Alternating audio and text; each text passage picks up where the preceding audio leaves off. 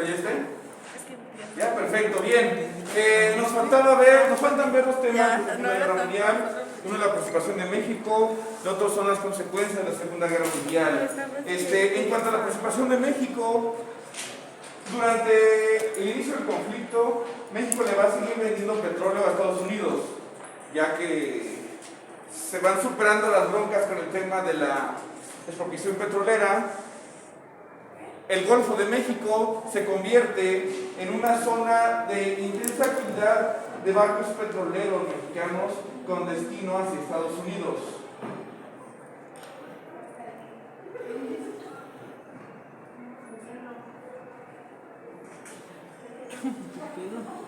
Hasta que también son objetivo de los submarinos alemanes.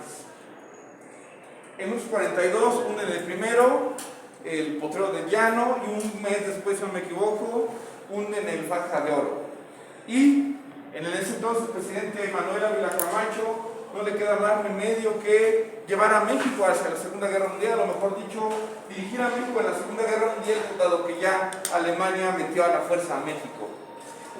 Pero había una bronca enorme porque, por un lado, sí tenían que dar la declaración de guerra a las potencias del eje, pero por otro lado, tampoco querían abandonar su política de país pacifista, de que no se meten broncas, y entonces, como tal, jamás dieron una declaración de guerra formal en el sentido tradicional de la diplomacia. Lo que hicieron fue dar una declaración de estado de guerra.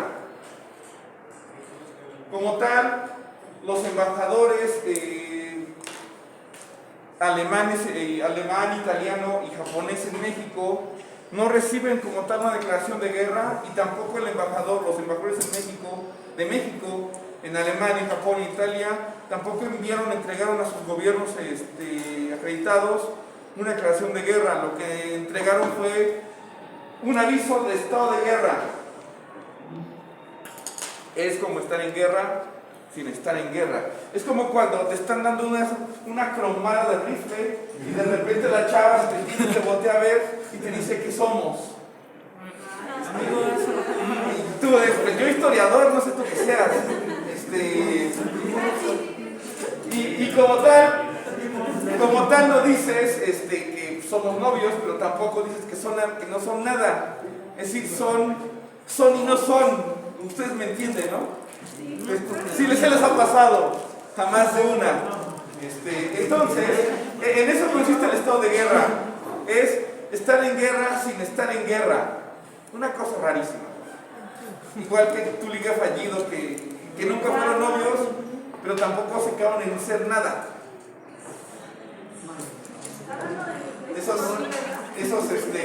Esas aventuras de fiesta, de fin de semana, terminan justamente en estado de guerra.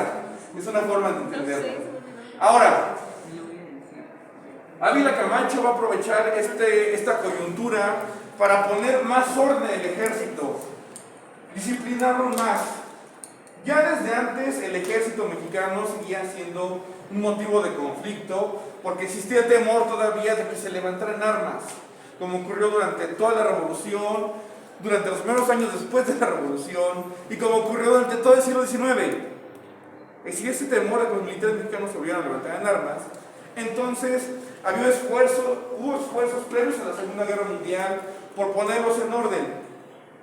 Por ejemplo, vimos ya cómo lo hizo Obregón, jugando con castigos y con premios.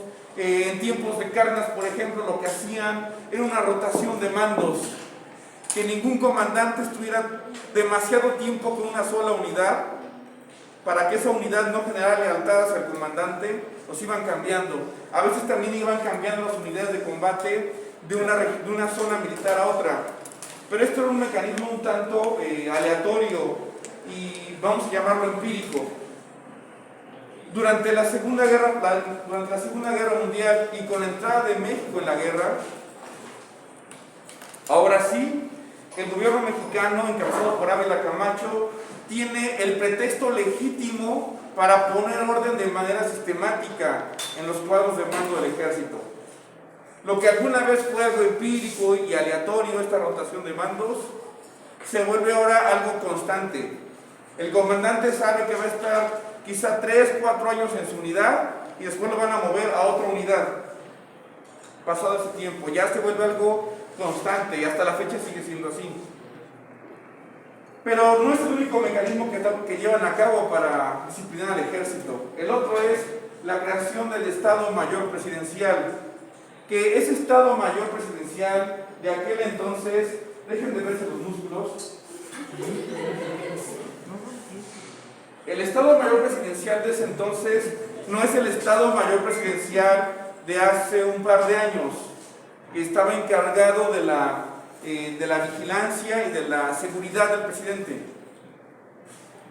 El Estado Mayor Presidencial, surgido en la Segunda Guerra Mundial, tenía por objetivo, primero, restarle funciones al secretario de la Defensa, quitárselas y llevarlas a un organismo aparte que dependía de manera directa del presidente. Tú me dirás, bueno, el secretario de Defensa no dependía de manera directa del presidente. Sí, la cuestión es que aquí el secretario de Defensa tenía así sus subordinados, pero él solito rendía cuentas al presidente.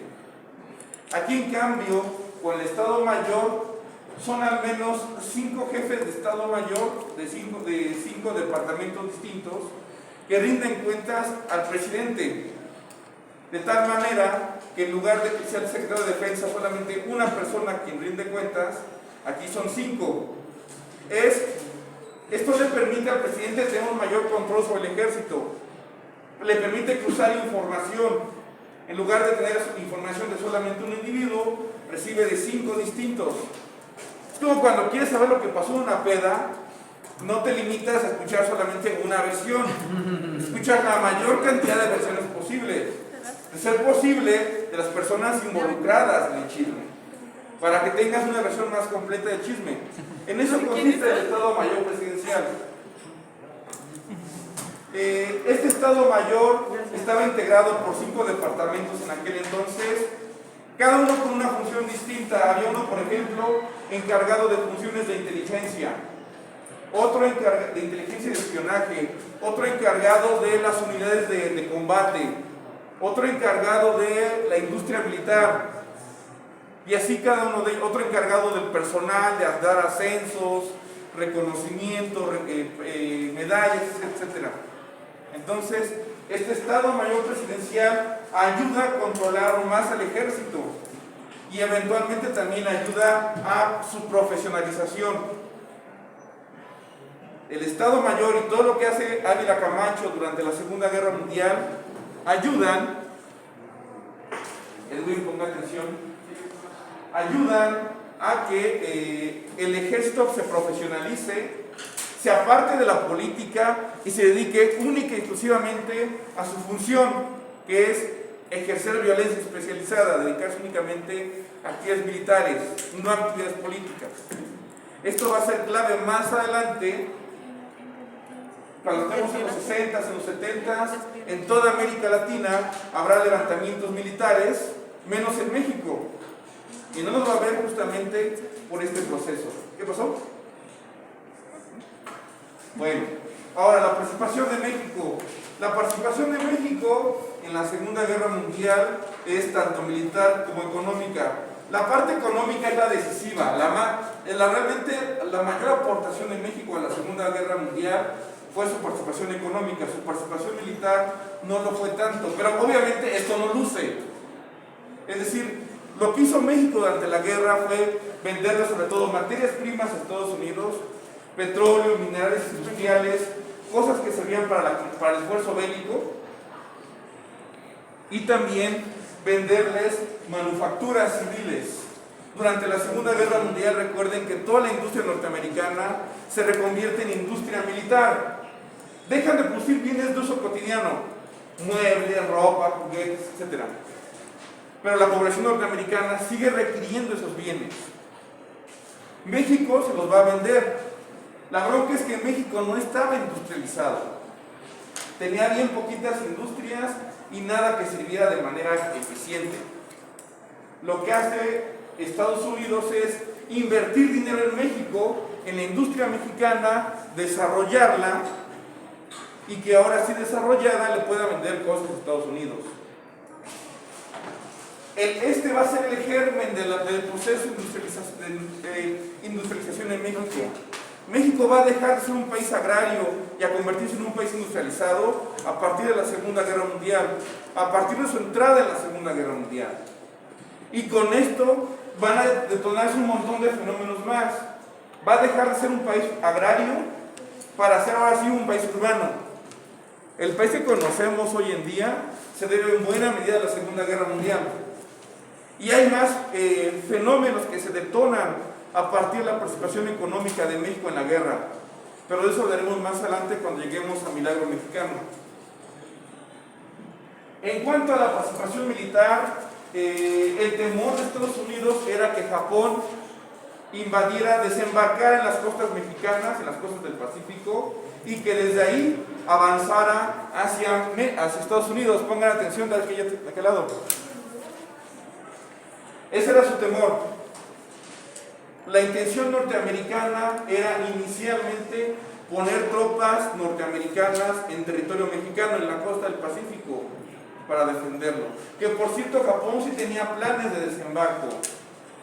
El plan de desembarco era llegar a México, desembarcar en Sonora y desde ahí avanzar hacia Estados Unidos. Ese era el plan japonés. La bronca es que los militares mexicanos, la bronca y beneficio para México, es que si algo tienen es que son extremadamente nacionalistas. No estaban dispuestos a admitir que tropas norteamericanas pisaran suelo mexicano, incluso como tropas aliadas, como tropas amigas, por obvias razones. Todo el siglo XIX, el ejército extranjero que se metía en México terminaba mal. Entonces no estaban dispuestos a permitir eso. Se acordó que sería el ejército mexicano quien defendería el litoral del Pacífico. Para ello, originalmente había lo que se conoce como zonas militares. Hasta la fecha siguen existiendo. En aquel entonces eran cerca de 32, 33 zonas militares y prácticamente coincidían con los límites de los estados en ese entonces. Ahorita ya no necesariamente. Había varias zonas militares y también zonas navales. Lo que hacen es, las zonas militares que están justamente en la costa del Pacífico se terminan aglutinando en una sola región militar.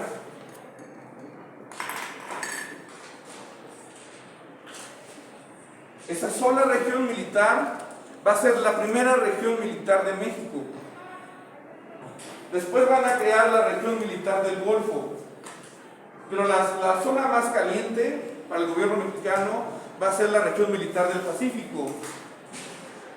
Esta región militar aglutina a todas las zonas militares que van desde Chiapas hasta Baja California, pasando por Michoacán, Jalisco, Oaxaca, etc. Todos esos estados, esas zonas militares quedan en esta misma región militar. Y Ávila Camacho se le encarga a un militar de confianza que sacan de retiro, por cierto, que es Cárdenas. Cárdenas había terminado su presidencia en 1940, pero con el ingreso de México a la Segunda Guerra Mundial, Ávila Camacho le encarga la defensa de la región del Pacífico. Recordemos que Cárdenas como tal no era el mejor militar de México. De hecho, casi todas sus batallas las perdió. La ventaja de Cárdenas es que sabe negociar con la gente, sabe llegar a acuerdos. Y era indispensable porque tiene que llegar a acuerdos con mandos militares y con mandos civiles desde la costa sur, desde la frontera sur de México hasta la frontera norte de todo el Pacífico. Con gente de Chiapas, de Oaxaca, de Guerrero, Michoacán, Jalisco, Colima, Sonora, las dos Baja Californias. Era una labor compleja en ese sentido. Todos tienen que trabajar en la misma dirección.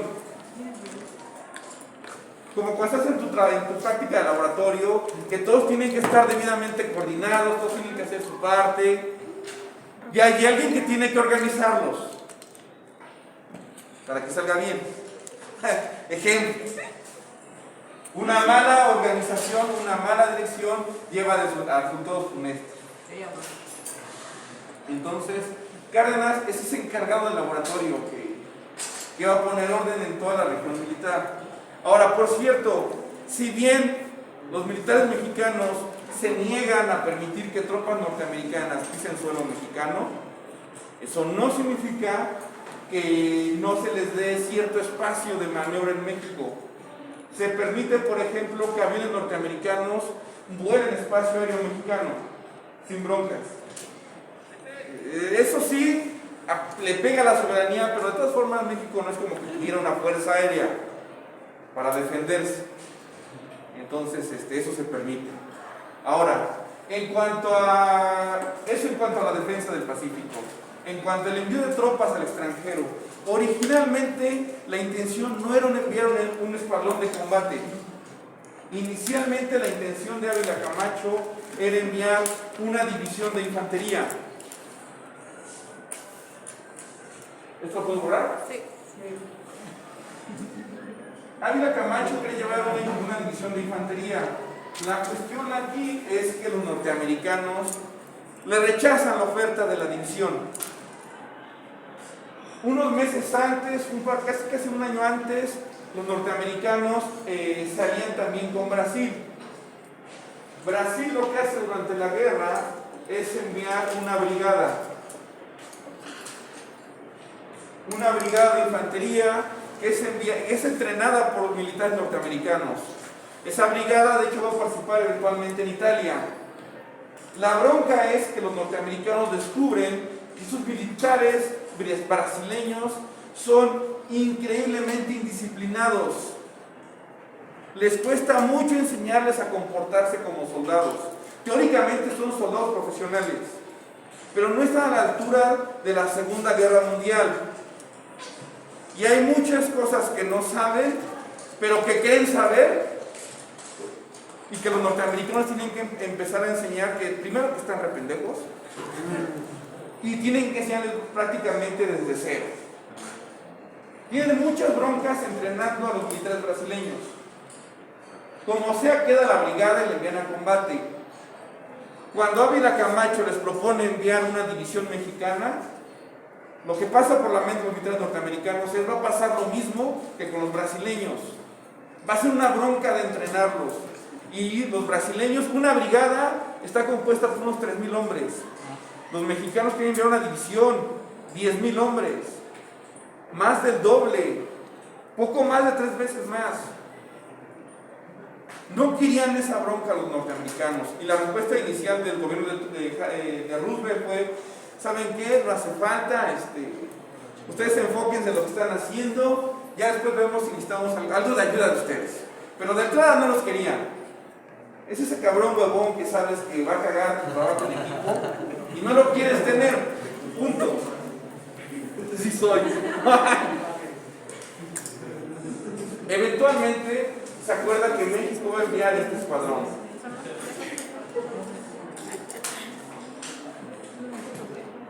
¿Qué tan importante es la participación de este escuadrón militar mexicano?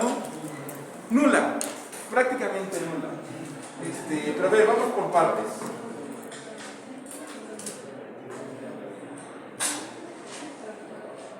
Durante la guerra, varios países latinoamericanos se unen al esfuerzo norteamericano. Y todos los que se unen envían algún tipo de contingente. La mejor participación latinoamericana en la Segunda Guerra Mundial es la brigada brasileña. Esa es la mejor participación. Y la peor participación fue la de Argentina, que envió una fragata del siglo XIX. Una fragata del siglo XIX a la Segunda Guerra Mundial. Todavía de madera. La verdad es que Argentina tampoco era como que quería mucho entrar a la guerra. De hecho, el gobierno argentino era afín a las ideas del régimen nazi. La participación mexicana se queda como a la mitad, es decir, no es tan buena como la de Brasil, pero tampoco es tan mala como la de Argentina.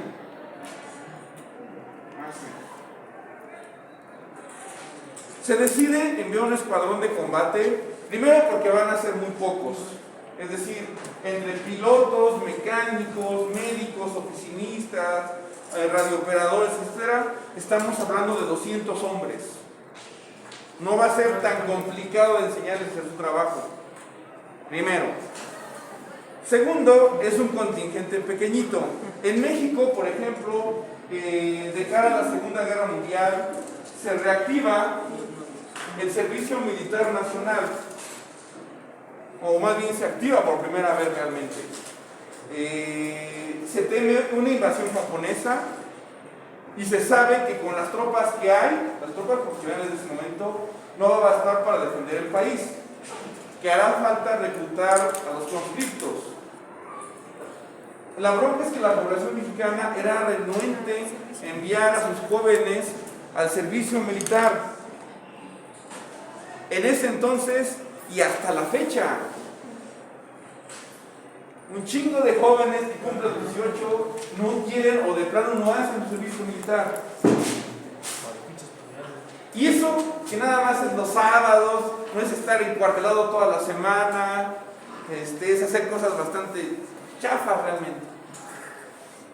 Eso hoy en tiempos de paz. En aquel entonces que se tiene la posibilidad de una guerra real, la gente menos quiere llevarlos. De hecho, inicialmente solo participan un contingente de 10,000 conscriptos.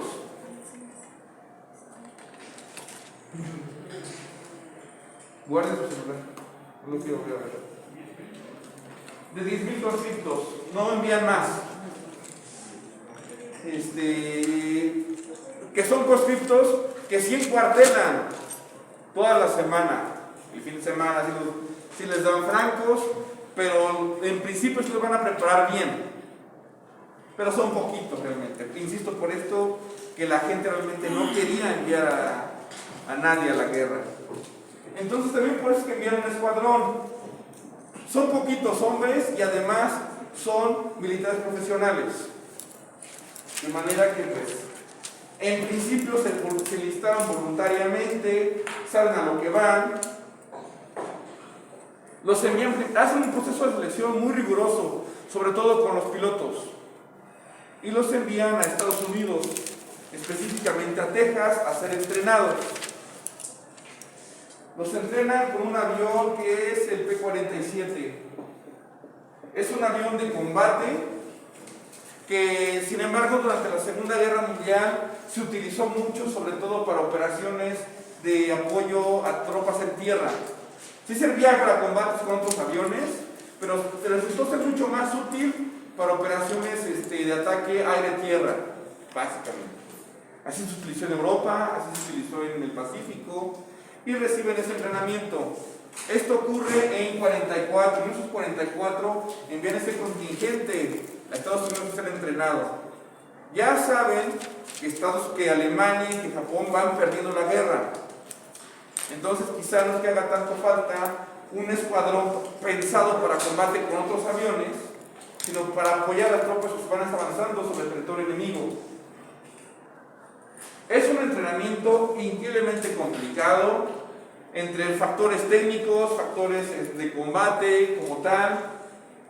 En las prácticas, de hecho, se matan 2 pilotos, se estrellan por errores que cometen, pero de ese nivel de exigente es el entrenamiento. Finalmente, los que sobreviven lo concluyen satisfactoriamente y se acuerdan entre el gobierno mexicano y el gobierno norteamericano que Estados Unidos, el gobierno mexicano les debe pagar, les debe dar su paga, pero les debe dar su paga en dólares y acorde a lo que pagan los norteamericanos a sus propios pilotos, lo que significa un incremento salarial enorme para los pilotos y para todo el personal de base que los va a ir a apoyar. Inicialmente ese escuadrón iba a ser enviado a Europa, pero en 45, cuando su entrenamiento estaba casi completo, pues ya realmente no había aviones alemanes. Esto de que ya se habían quedado sin combustible, pues ya no tiene ni sentido enviar más pilotos. a Europa, y además las tropas en tierra están avanzando sin mayor problema, sobre todo las rusas, así que pues, deciden mejor cambiar el destino y enviarlos a Japón, bueno, al Pacífico. Pero eso significa hacer algunos ajustes al entrenamiento. Hay un entrenamiento básico, sí, pero también hay un entrenamiento un poquito más avanzado, porque finalmente los pilotos alemanes y las tropas alemanas no pelean igual que los japoneses. Entonces había que hacer ese ajuste nada más, para estar unos meses más en lo que les enseñan cómo pelean los japoneses, para que sepan también cómo tienen que enfrentarlos, qué tipo de armamento tienen, las doctrinas tácticas japonesas, etc. Ese escuadrón es enviado a Filipinas.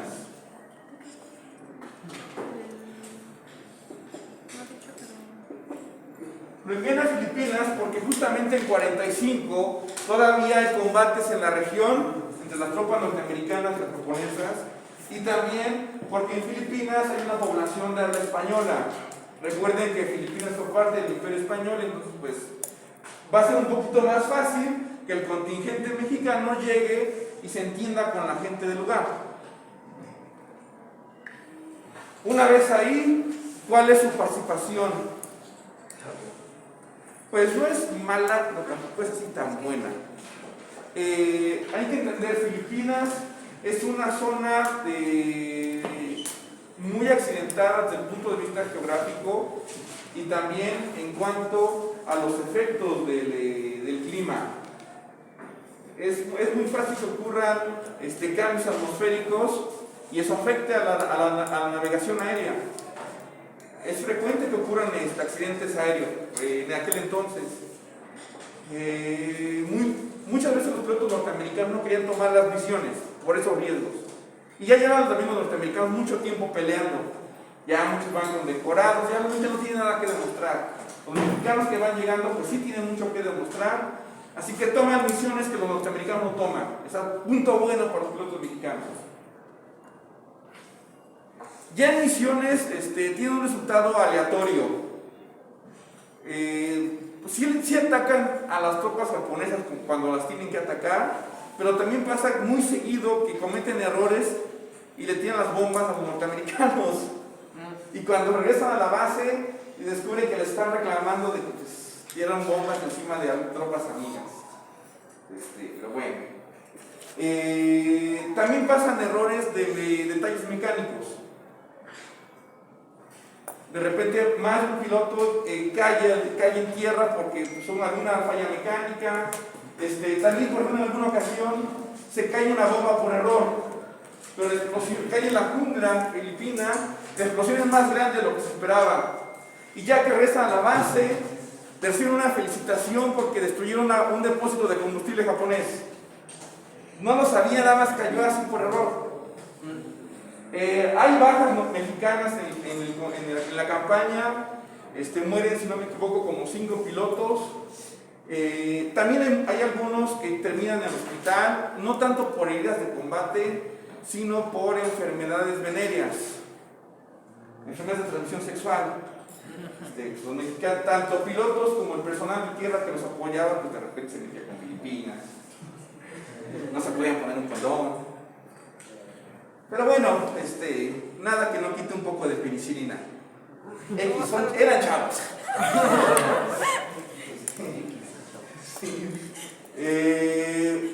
Termina la participación. De hecho, no iba a ser el único escuadrón en ser enviado. Se tenía contemplado un escuadrón 202 y un escuadrón 203. El 202, de hecho, ya estaba en entrenamiento también en Estados Unidos, mientras estaba en combate. Pero pues la guerra se termina antes y punto. Ya no participaron. Al gobierno de Ávila Camacho le interesaba la participación de México, por mínima que fuera, la participación con un contingente militar. La intención de Ávila Camacho y su gobierno es que cuando termine la guerra y empiecen las negociaciones de paz, el gobierno mexicano tenga derecho a sentarse en la mesa de negociaciones. Eso por un lado. Y por otro, también eran conscientes de que iba a cambiar por completo el orden mundial. Y que de ese nuevo orden mundial que iba a surgir, México tenía que estar presente, tenía que participar activamente. que no se podía quedar atrás. Entonces había que enviar, ya fue una división, ya fue un escuadrón aéreo, pero había que enviar tropas. Aunque la cagaran en combate, lo importante era enviar tropas para que la diplomacia mexicana después se pudiera sentar a negociar también. Y México fuera tomado en cuenta, como va a ser más adelante tomado en cuenta, con los organismos internacionales que se van a crear. La ONU sí, pero no solamente la ONU. Y eso me lleva justamente al tema de las consecuencias de la Segunda Guerra Mundial, que es de lo que hablaremos en la clase del jueves, porque ahorita ya no me queda tiempo. ¿Hasta aquí alguna duda? ¿Seguros? ¿Cuál era el escuadrón que estaba hablando? ¿Perdón? ¿Cómo se llama el escuadrón del que estaba hablando? El que se envía es el 201, pero ya estaba en entrenamiento el 202 y se tenía proyectado un 203 también. Gracias. Bueno, pues si no hay más dudas, son libres y